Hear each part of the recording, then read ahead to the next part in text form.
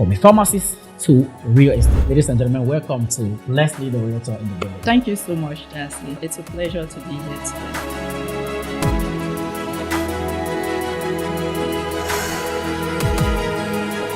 When did you have the trigger to switch from a pharmacist to a realtor? What is the story behind it? I got into real estate just because with pharmacy, you are at the top of your career. There's no room for growth. How long did it take for you to take the real estate classes? I don't think I studied much. Can we consider that like the turning point in your Oh yeah, that was the turning point. You just switched careers from pharmacist. I make a lot of money. For most people, it's like, if I sell a house now, I'm fine. I can use that 2 months. I'm okay. I'm like, no, I need to make money. Yeah. I need to, if I'm switching, I need to be able to at least make what I was making. Social media has played a role in this? Social media is big. That was a big turning point. I mean, there are agents who don't sell a single house in here. We have so many realtors that are millionaires. Makes sense? For most people, it's just like, I just want to be able to sell 4 houses a year and I'll be fine. Viewers, she's an ajabota. I'm not. What for sure is ajabota? Hello viewers, if you're just tuning in or watching us for the very first time, we'd love your support. Hit that subscribe button and help us reach our target goal of 10,000 subscribers in 3 months. This will give you access to exclusive and awesome content with different entrepreneurs, and it equally gives you access to a very vibrant community. Don't forget to like and drop a comment. We can do this together and we're counting on you. From a remarkable career shift from a pharmacist to real estate. Today we're talking with one of the most remarkable real estate agents in the entire state of 10,000 lakes, the great state of Minnesota. I'm talking about someone who has done real estate so much so that her famous name, her famous attribute is Minnesota's real estate matchmaker. Ladies and gentlemen, welcome to Lesley The Realtor in the building. Thank you so much, Lesley. It's a pleasure to be here today. Absolutely. I'm very, very excited because, I mean, ever since I came into Minnesota, I made a couple of calls to, a couple of people around, like, hey, who is the most remarkable real estate agent? They were like, well, are you asking that question? Are you asking that question for real? You don't know about Lesley The Realtor, the real estate matchmaker? I'm like, this is the person I want to talk to. Thank you. You are so kind. I appreciate that. Thank you for being on the show. Yeah. And once again, ladies and gentlemen, welcome to the Everyday University. This is the only podcast where legends speak and dreams take flight. Watch out, because guess what? She'll be spitting out a handful of information to uncover her journey, how she started, the different transitions she's made, the struggles that she went through, and to where she is today, and what the dreams ahead might be. So how about we dive right into it? And, I know you are Lesley The Realtor, which is a beautiful business name, but how about we know about the real name? Yeah, my name's Lesley Chinanga. Okay. I go by Lesley Chinanga. Lesley Chinanga. All right, guys, her name is Lesley Chinanga. But to get here, you better call her Lesley The Realtor, the real estate matchmaker. I love that. Okay, so before we get there, I want to let us know that right here we have a key. Everybody, we have a key right here. I believe from here I'm going to buy a house after this because I think she has a special unction working on her, given that she has done a lot of closings that we'll be uncovering them in the story as we proceed. Now, at what point did you decide to switch from it? I know pharmacists, that's a good job. That's somebody that is living very well and making it big time in this country. So what is that trigger? At what point did you have the trigger to switch from a pharmacist to a realtor? What is the story behind that? That is a great question. And a lot of people come to me and they say, are you crazy? You're a pharmacist, right? I say, yes. And they say, what are you doing in real estate? I say, I don't know. I mean, when I started, I wasn't really planning to become a realtor. I got into real estate just because with pharmacy, you are at the top of your career. There's no room for growth. So inflation, everything, I feel like my income over time, I seem to be affording less than I could afford before. So I said, maybe I should try to diversify. And everybody says real estate is the best way to build wealth. So I got into real estate more for investment, took my class. And when I was done, I was like, I don't think I really learned anything that can help me with investing. This is just general knowledge. And so I continued working in the pharmacy. Over time, the dues, the fees that we pay as realtors, I said to myself, this is too much. It's way more than I pay as a pharmacist. Yeah. And I said, if I have to continue paying this money, I may as well make money from it. So I started telling people that I'm a realtor. Few people trusted me. And we bought a few houses. And I said to myself, I am someone when I do something, I have to go way above and beyond. I have to be extremely good at it. So I started craving the time. I said, I want to learn this thing. I can't be at the pharmacy and be learning at the same time. I don't just want to sell houses. I want to educate people. I want them to be informed about what they are doing. And so, long story short, at some point with COVID, I got laid off. Severance pay, 6 months. I'm like, I'm not going to get another job. Let me enjoy this 6 months and take this time to learn real estate. So I went to my brokerage, asked to be paired with a top agent. We have over 1,000 realtors at my brokerage, close to that. And so I was going to the office every day, 8 hours, to spend time practicing, go out on showings, talk to clients. For those 6 months, I did that every 5 days a week. And then we'll go to appointments in the evening. And so by the time I was done with those 6 months, I was like, I knew I was, I was a pro at it. Let's take it a little bit back. How long did it take for you to take the real estate classes? It doesn't take that long. For me, I did more. It depends. There are many options. So for some people, if you want to go the cheaper route, then you can just pay for the program, take it at your own pace, and that's it. But for me, I don't have time to read. I wanted to hear somebody say it. So I took the more expensive class. It was like, there are 3 courses total.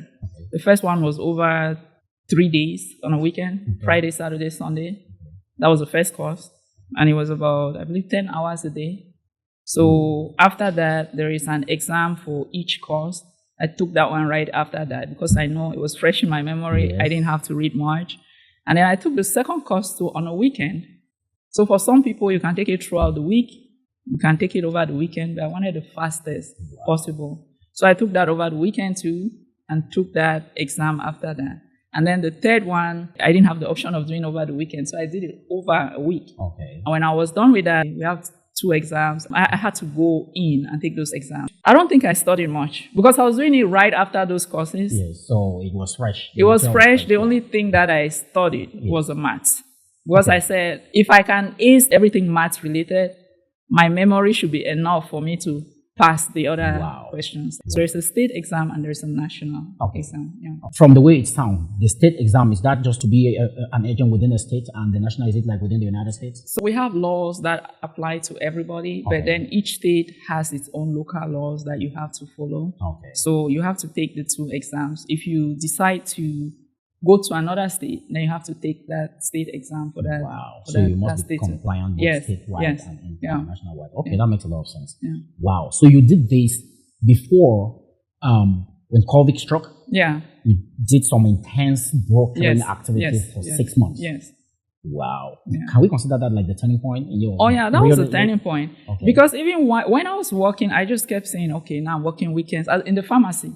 I have to work this weekend. There's something going on. I want to attend. I can't attend. Some days I'm working in the evening, some days in the morning.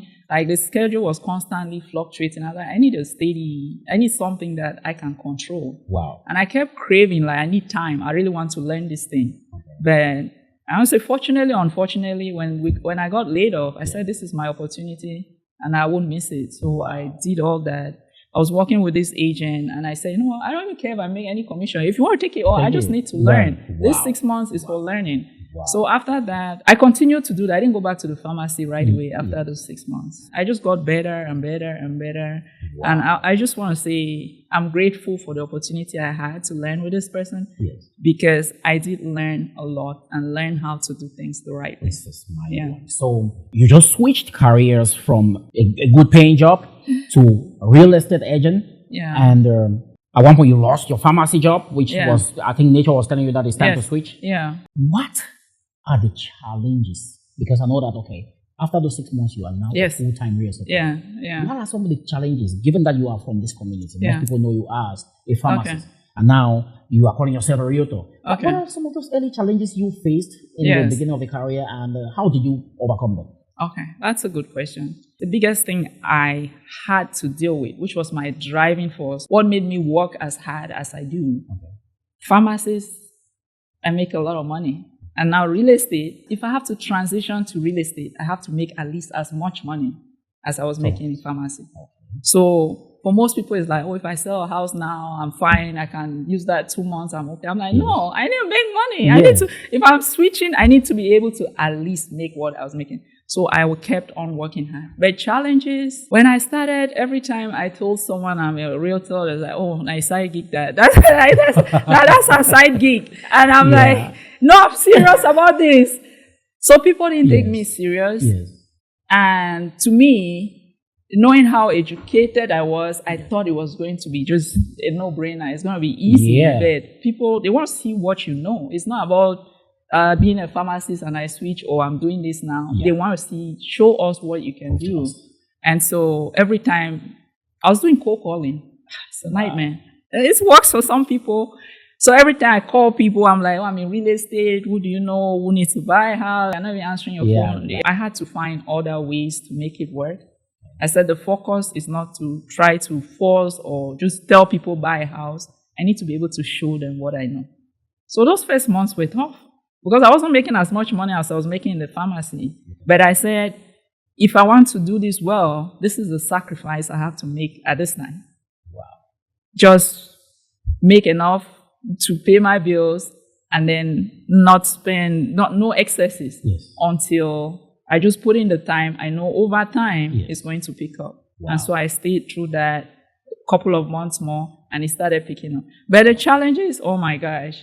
It wasn't until when I started creating a lot of content, educational videos, and I just posted out there. I'm not telling you to buy a house with me. I'm just telling you, hey, this is, your insurance is going up. This is what you can do. Or this is what you need to do with your house. So not just educating home buyers, home sellers, but homeowners as well.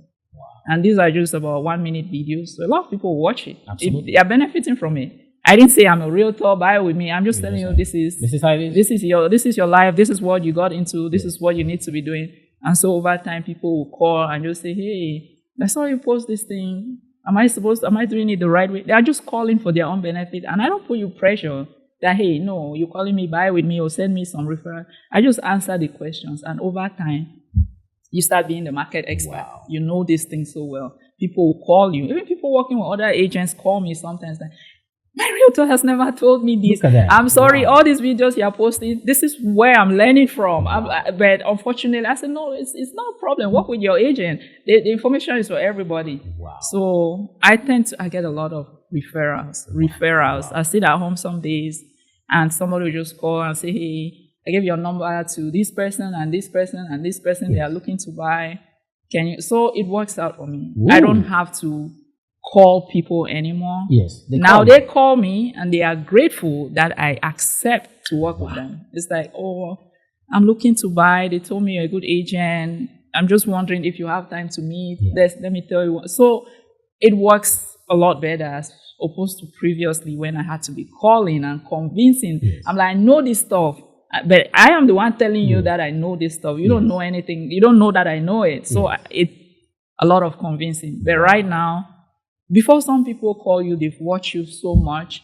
I get calls from TikTok, Instagram. People I've been following you for such a long time. I'm ready to buy a house. Oh, my dad needs to buy a house. I just told him to call you. I'm like, okay. So it works really good. Hello viewers, if you're just tuning in or watching us for the very first time, we'd love your support. Hit that subscribe button and help us reach our target goal of 10,000 subscribers in 3 months. This will give you access to exclusive and awesome content with different entrepreneurs, and it equally gives you access to a very vibrant community. Don't forget to like and drop a comment. We can do this together and we're counting on you. You've put in the work of relentless calling and trying proving to people that I know this thing that I'm talking about.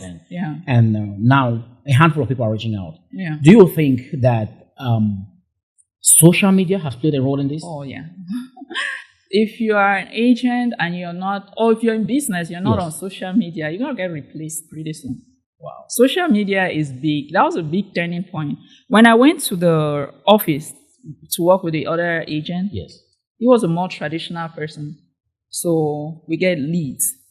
Like, oh, this person was searching for a house. Now we have to call them and tell them, hey, what are you looking for? There's sometimes insults and people hang up, and you have to be mentally prepared for all that. Like every day when you go in, it's like, I'm not going to take anything personal.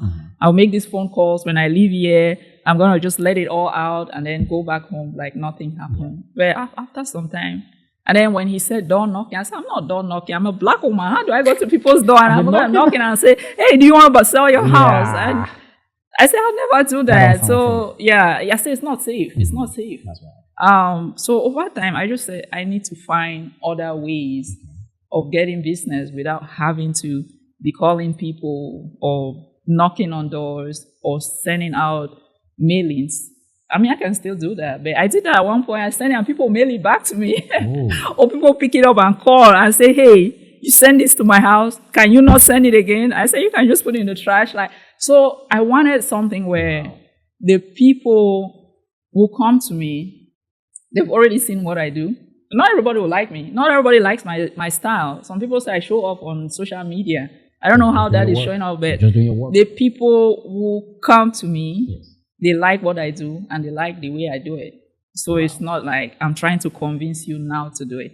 So we've already eliminated the people who don't want to work with me. That makes a lot of sense. And by the way, for those who are talking about you, if you're not at the top, you're not at the top. Exactly. I was able to get to you. Yeah, exactly. Wow. You see? Yes. Yeah, So, I like that. I like that. In a nutshell, how many houses do you think you've closed ever since you started as a realtor?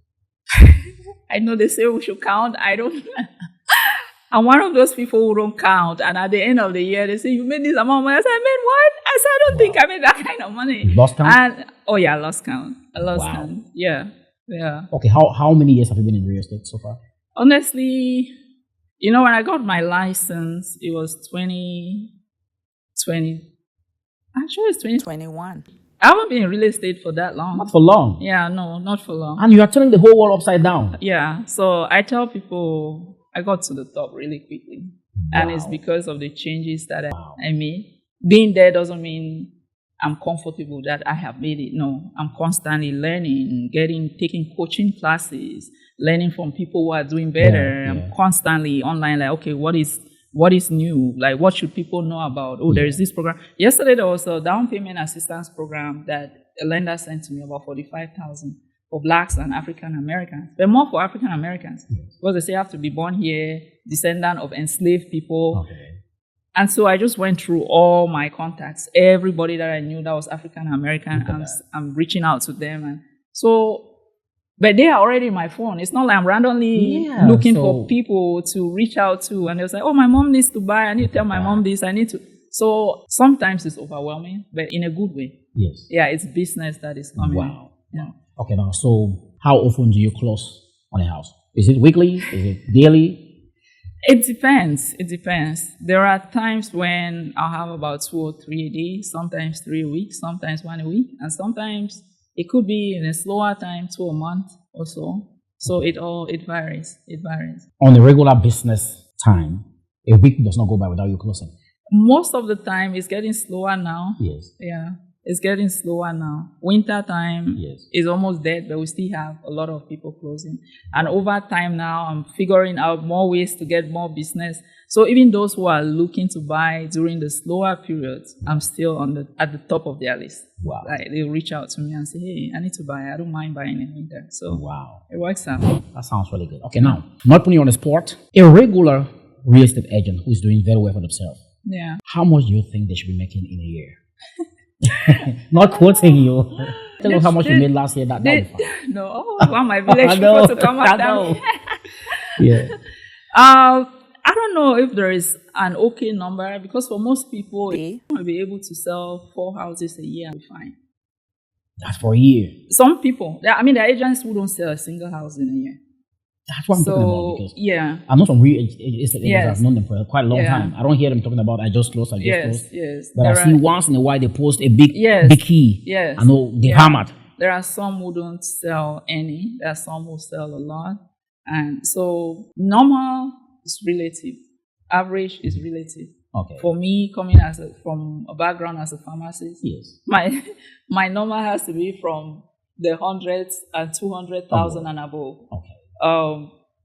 But for somebody, it's like if you were maybe working McDonald's making about 40,000, if you see 60, 80, you're very happy. Yeah. So that makes sense. It just depends on your goals, what you're okay with. Some people say I don't need much. I'm comfortable with this amount and they settle there. But that makes a lot of sense. So we have so many realtors that are millionaires. Make sense? Oh, yeah. Okay. Are you a millionaire?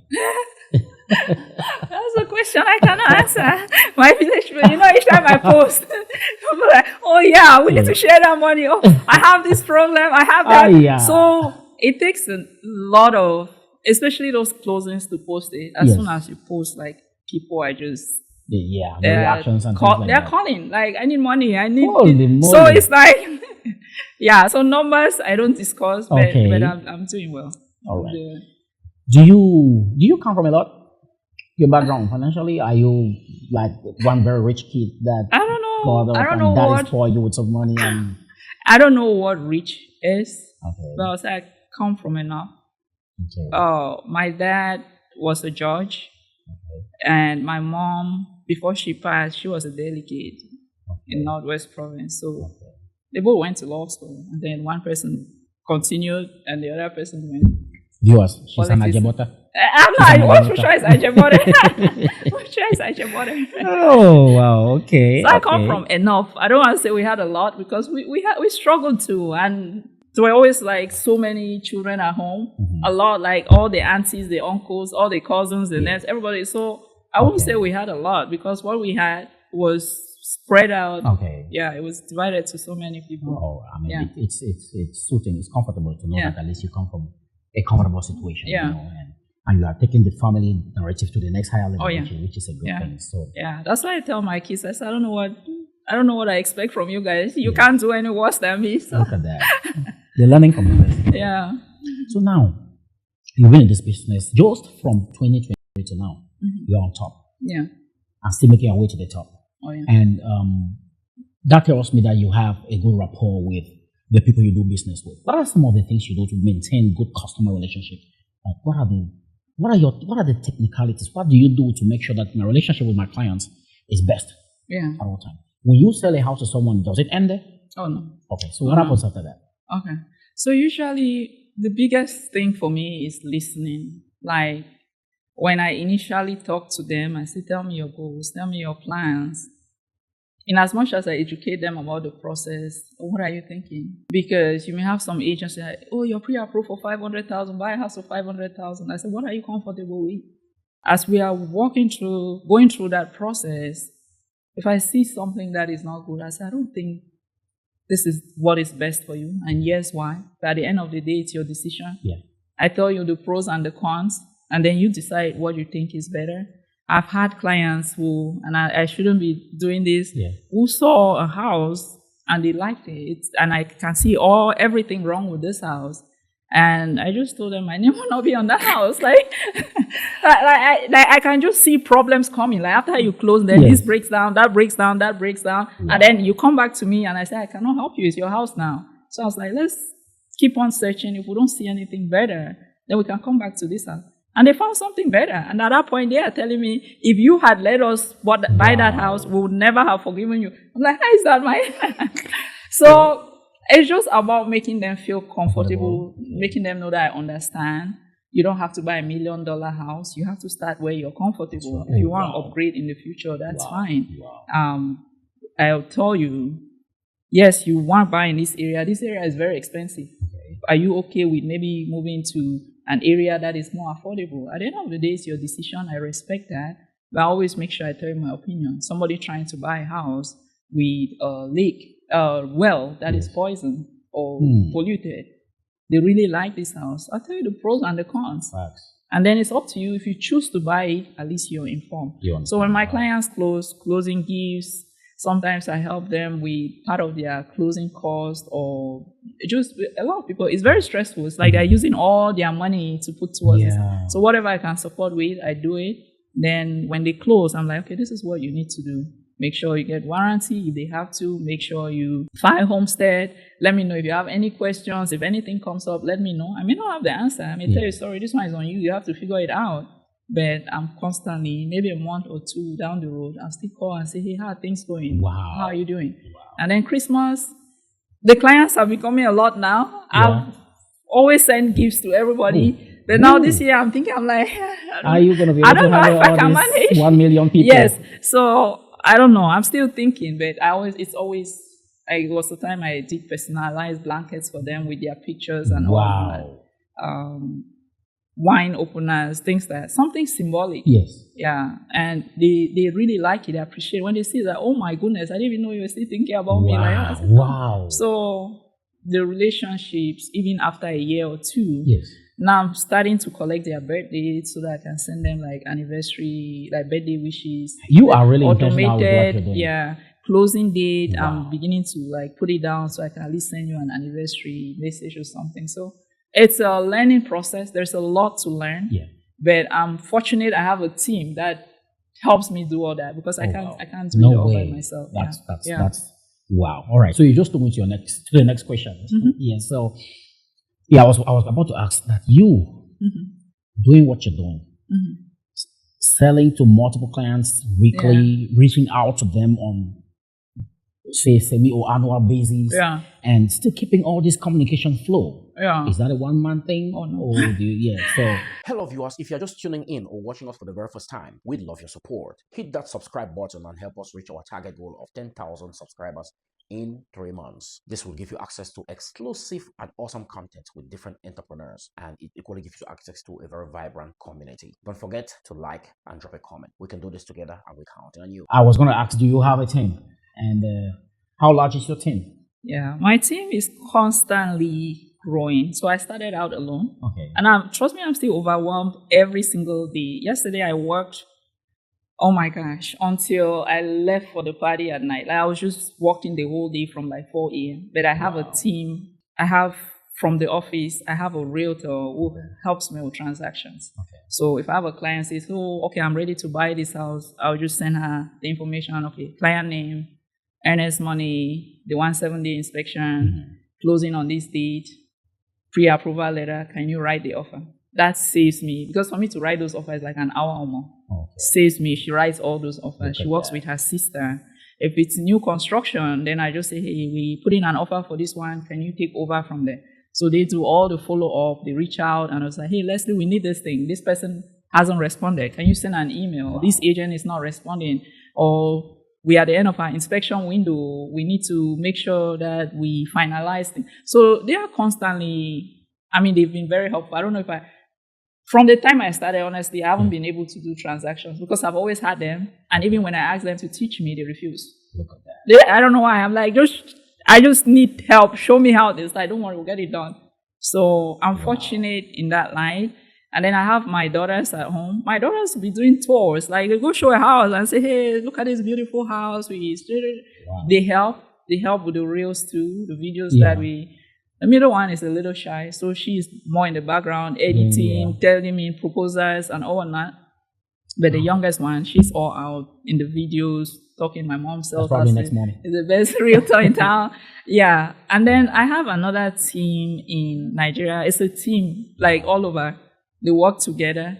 So I can say, hey, I need you to take over I post on TikTok mainly. Yes. And then from there, I take it, I can put it on other channels. Okay. YouTube, I haven't been able to get to because I don't have time. So I said, I need you to start uploading. Yes. Yeah, so they do that. I can say, I need a video on this. Can you create it? They'll create it. If I need a website, they can do it. Okay. So I'm starting to, when I trust, like I feel like you can get the job done, then I let you do it. Wow. So I'm still overwhelmed because I'm still trying to find the right people to do some of those things. But it's mostly about the emails and texting that I feel are more personal. People want to talk to you personally. And so those are the things that take up a lot of my time. And the learning, because I'm constantly in one class or the other learning. Like, oh, this is how to do this. Oh, short sale. Okay, this is how you do a flip. So I'm constantly attending all those things. Yeah. I mean, that's mind-blowing. So, I mean, this only adds more value to the assertion that if you want to work faster, you work by yourself. But if you want to go far, you go as a team. Yeah, because what you just explained means you're actually holding people's hands. Wow. That, I mean, you're a realtor out there and you're listening to this, guys, learn from the best. And I've had people who've called me and like, are you going to open a brokerage? I said, I feel I barely know anything myself. I'm learning too fast. Getting up too fast. I don't think I'm ready yet. And it's like, oh, just join us. We can open. I'm like, when I'm ready, I'll take that next step. Wow. Yeah. Let's talk about the market trends in America. We've had some serious inflation going on and things like that. Interest rates popping up.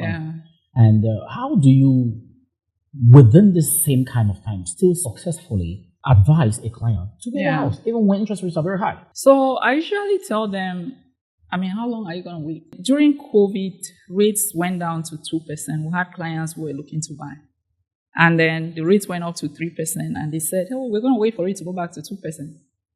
They finally bought last year at 7% because they waited and waited and it kept going up and they couldn't wait anymore. So that's fast forward how many years later?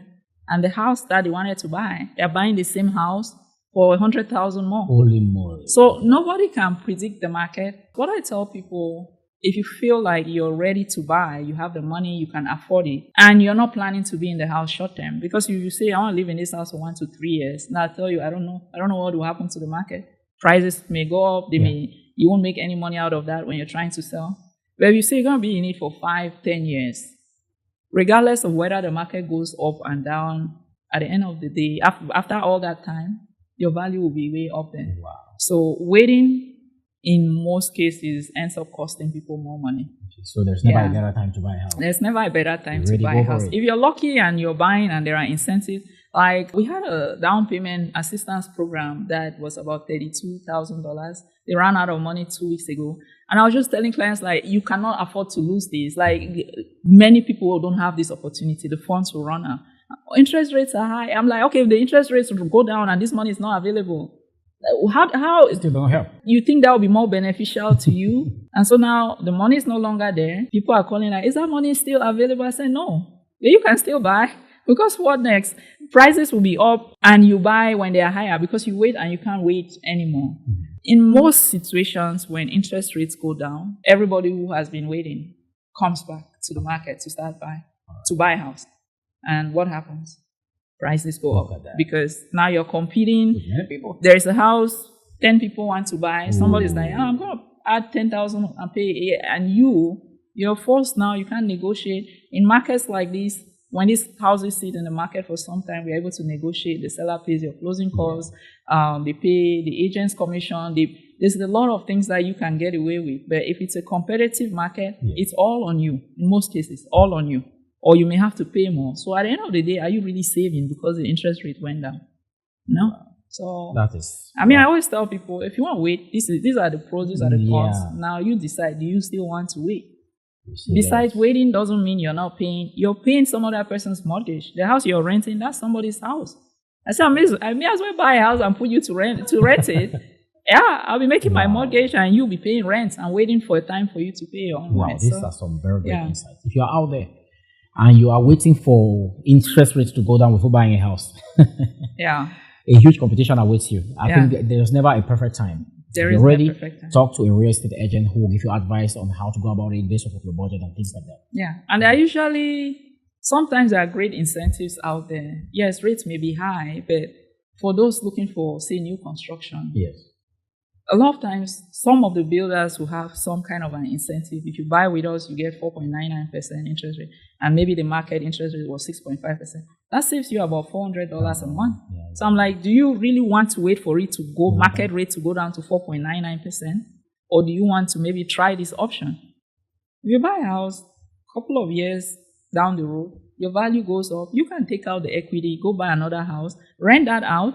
I won't advise you to sell it after 2 years because in most cases you don't get any profit from it. But if you live in it for a longer time, you're going to make money out of that house. So I always tell people, buy when you are ready. If you make enough money and you're renting, because you see people renting and paying $2,800 a month, $2,800, and they are refusing to buy, to pay $3,000 mortgage. And I'm like, okay.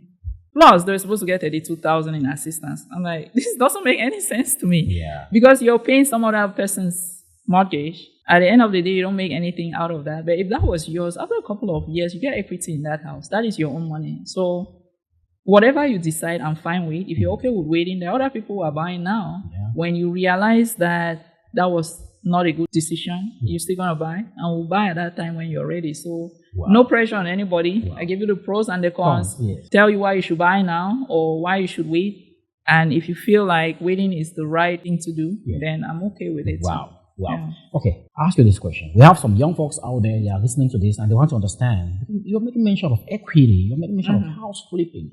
Can you tell us what's the meaning of equity on a house? Yeah, so equity is, in a nutshell, the value of your house at that time minus what you owe on the house. If they say they did an appraisal or the value of your house is say 400,000, and you've been paying it and now you only owe 200,000, your equity in that house is 200,000. Wow. Yeah. So over time, people's equity, it continues to go up. Some people can cash that out when they need it. Some people take it out, go buy another house.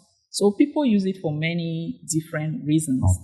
But if you're renting, all the money you put in towards rent goes down the drain. Yeah, there is a time to rent. I don't tell people don't rent. Everybody starts. That's where everybody starts. But when the time is right and you feel like you can make that move, there's no reason why you should be renting. Wow. Yeah. Wow. Okay, now, you made mention of house flipping. What does it mean of house flipping? Oh, house flipping is more... I mean, you can do it for your personal house, but in some cases, you are not able to get a loan because some loans require the house to be in certain conditions before you can buy. So it depends on how much flipping you need.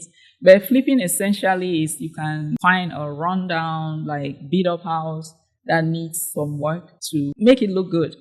You do the work, and that increases the value of the house. You can like do total upgrade of the kitchen, the bathrooms, change the carpet, change the flooring, repaint the house. So that would be what would be considered flipping. Yeah. So when you do that, it raises the value of the house. A lot of investors do that to make money. So there are people who pretty much just go around look for houses that need to be flipped. Yeah, flip it, they look for it, flip it within like 3-6 months, sell it. Wow, then look for the next one and do the Makes same a lot thing. of sense. Makes a lot of sense. Now let me ask you this question. Real estate is pretty much selling of houses. Do I need to be a good seller in order to be a real estate agent? That is a good question. Sometimes, I mean, I don't want to say anything bad about anybody. Not everybody who sells houses know what they do. But some people are highly connected.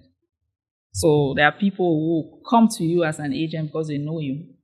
But that doesn't necessarily mean that you know what you're doing. So there are some people who get business because of the connections they have.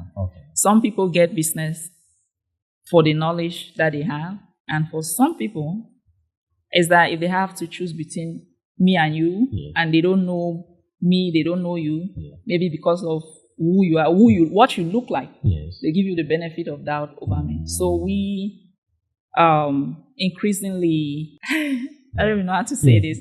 I have sold houses before where the house is on the market and the client says, maybe if I'd chosen this other, but I'm like, look how this person hasn't even sold a house in a year. I'm like, okay. So how did you come to that? It's just based on you feel like, I don't want to say any racial anything here. But you feel like because this person looks this way, they just know more than me. So we have cases like that.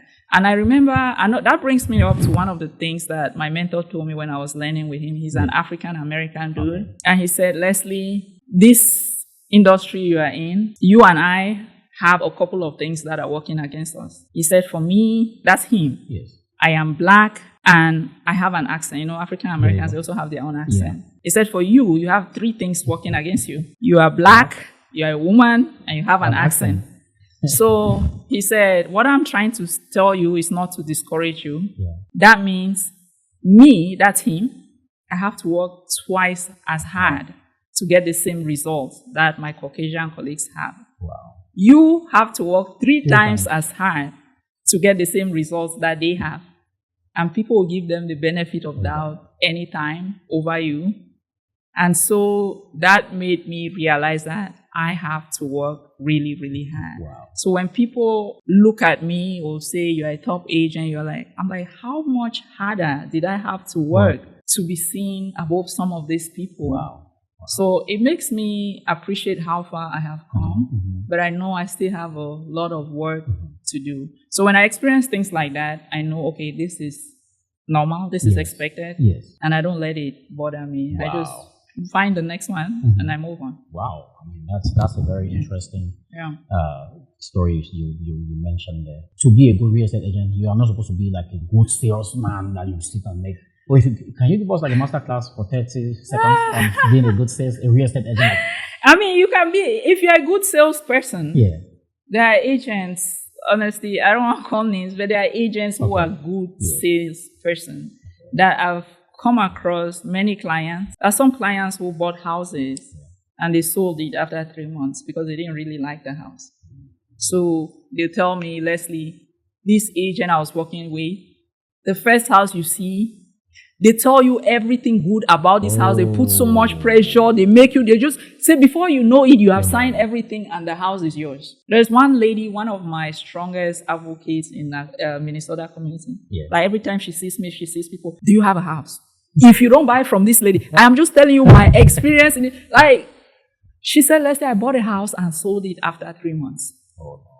Because of the pressure, because I said that the normal me, I don't know how anybody could convince me. So yeah, good salespeople. I'm just telling you, good salespeople can make it happen. Okay. Some may not be honest too. They may not tell you the things that may make you not want that house. Okay. And so yeah, people have their strategies. If the goal is to sell as many as possible, then it may not be 100% for your interest. Oh wow. It may be like, I can't sell this house. I got an opportunity. I showed you this house. Now let me make you buy it. So, yeah. That sounds pretty good. Thank you for sharing that with us. We're almost wrapping up. I know you're involving now into like land development and building and things. Can you tell us a little bit about that? Yeah. So actually, that is quite interesting. I wanted to learn how to build. Okay. And I've been following this lady from Atlanta, and she does an amazing job. Like, she's a guru. I don't know. So I was just watching her on Facebook over and over and over, and then she said she has a class. I'm like, anyway, why not? I'm learning. I've wasted money learning other things that I didn't benefit from. Yeah. So this one, worst case scenario, is related to my field. I'm going to learn something from it.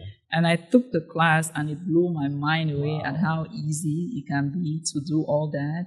I started now by trying to identify the land, because people can buy land. Yeah. They can buy land that you may never be able to use. It has to be the right one, the right location. There are certain things to look for. Wow. And most agents don't even know that.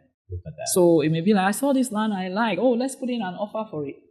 They don't tell you have to do research. This is what you need to do. You have to do a soil test.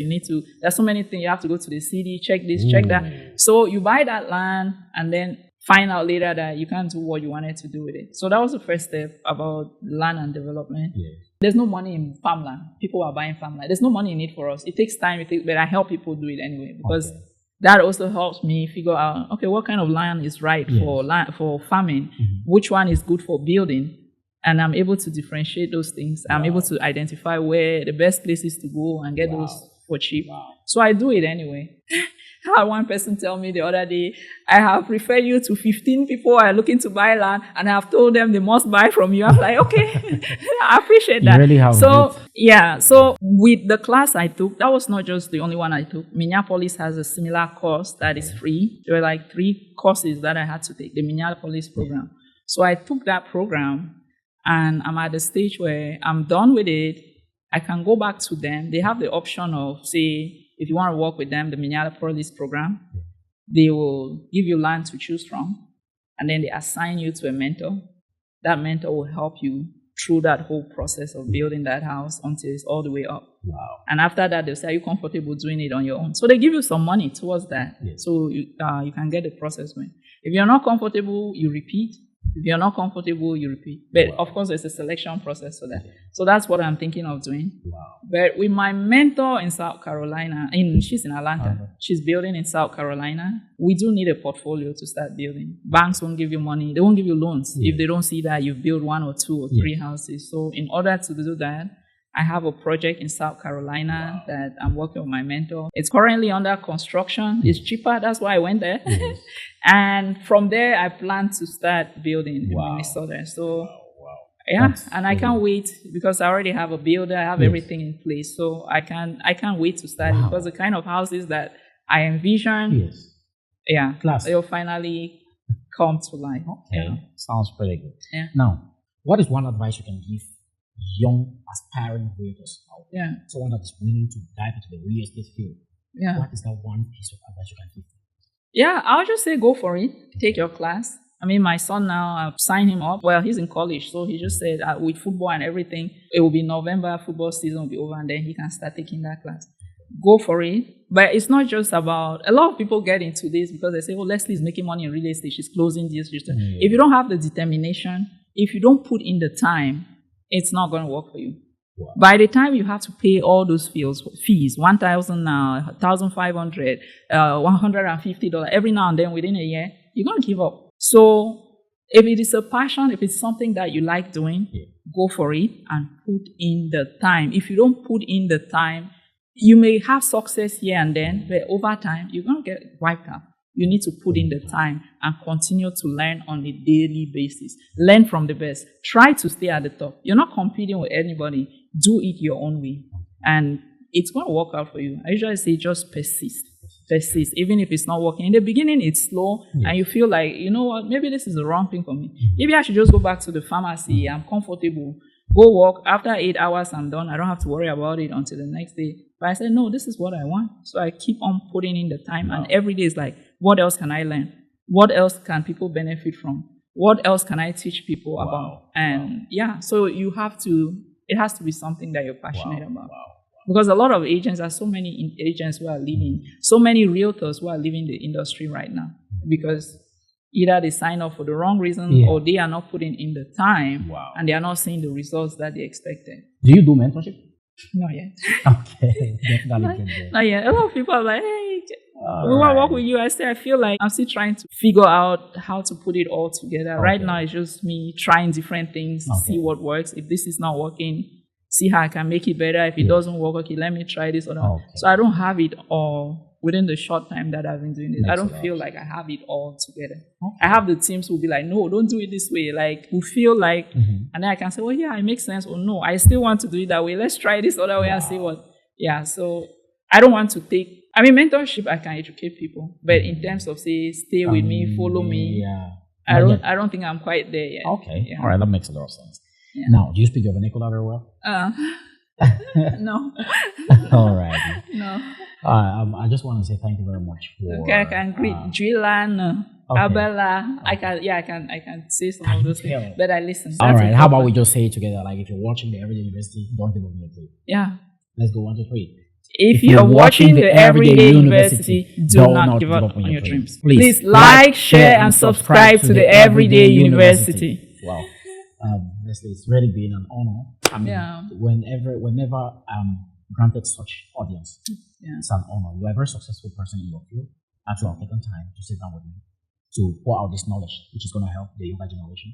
That's something very honorable. We cannot pay for, but I want to say thank you. No, I'm honored that you chose me. So it's a pleasure.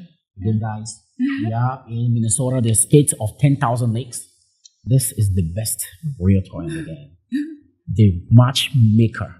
See that? Minnesota real estate matchmaker speaks for itself. So thank you very much. This should be episode 6 of the Everyday University. And we'll keep moving ahead because I know that someday we're gonna get there. We'll have that 1 million subscribers very soon. Amen. You're gonna have it for sure. You're doing an amazing job. I watched some of your videos and I'm just blown away. So just keep on doing the good work that you do.